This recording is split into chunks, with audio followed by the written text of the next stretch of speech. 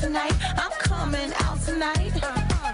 I'm coming out tonight. I'm coming out tonight. Ooh, welcome back to the Morning Wrap. Today's What's the Buzz is all about music. And you saw a big production this morning from the Recording Academy. This montage of the biggest names in music playing just ahead of the Grammy nominations.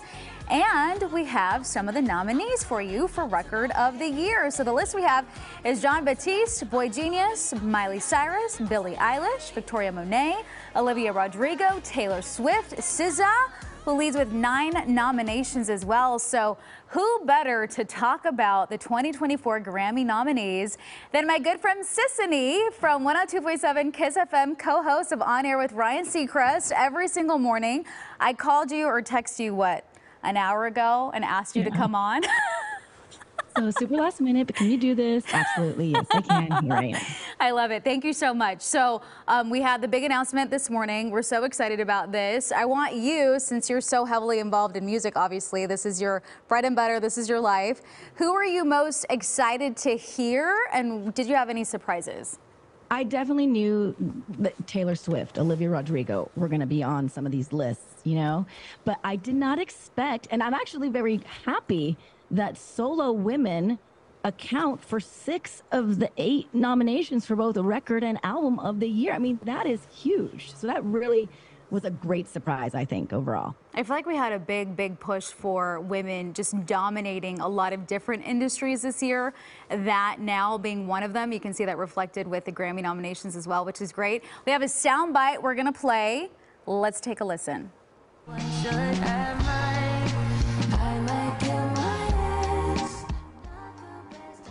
Okay, so that's a little snippet. SZA's album, SOS, led the Billboard chart for 10 weeks. Now she's set for an arena tour. She's up for Record, Album, and Song of the Year for Kill Bill. She's nominated for Best Pop Duo Performance as well. Phoebe Bridgers, who's behind her with 7.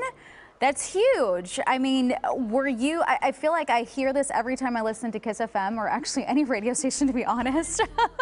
Were you surprised by any means whatsoever? Have you interviewed her before?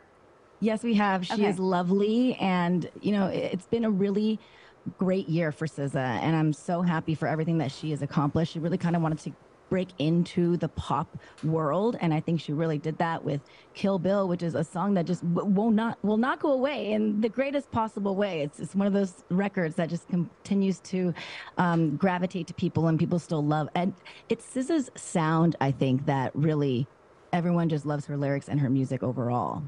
I feel like every time I listen to her songs, it takes me back to the relationships I never want to remember that I have. So it's just so one of those little dark places, but you know, we've all been there. We've all been there. Okay, we have a little soundbite for Taylor Swift. Let's listen in.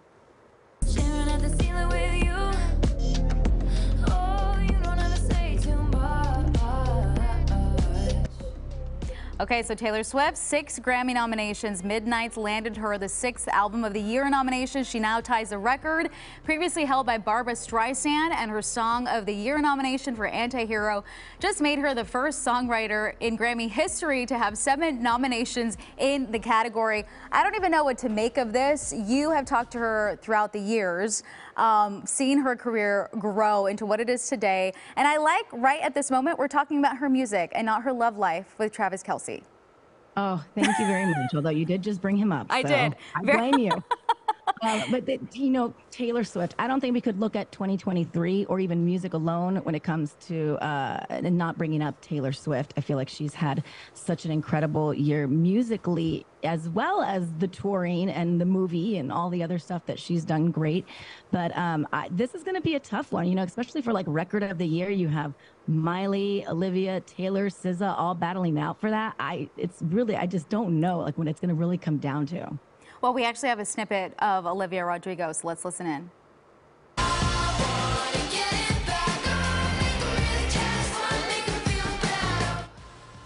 Okay, so we know she's from Temecula, which is also very exciting. She has 6 nominations. I know, she's adorable, including, like you mentioned, Record of the Year for the album and song Vampire, Best Pop Solo Performance, Best Vocal Album for Guts, and Best Rock Song, too. I feel like she's everywhere. She's had an amazing career. And you've talked to her, too. You've talked to everybody. So what do you make of this? I think this is great, especially because she seems so humble still. She's very humble, and coming back with a sophomore album after the success that she had with her first album, it's got to be nerve-wracking. I think she told us that, right? And so to be nominated for Album of the Year with this album is such a huge accomplishment. And so I just don't know when it's going to come down to, because there's so many other great people in that category with Taylor and Olivia and SZA, and the list goes on. So I'm happy for her, and I love that she's a local girl. I love this. Okay, Sisanie, thank you for joining me. I appreciate it. Next time I'll try to give you 24 hours of a heads up, but you were great. As usual. You should come over this weekend. We're around. Okay, perfect. I'm actually in Vegas, so next weekend. Okay, okay, bye. Bye. Have a great weekend. Don't go.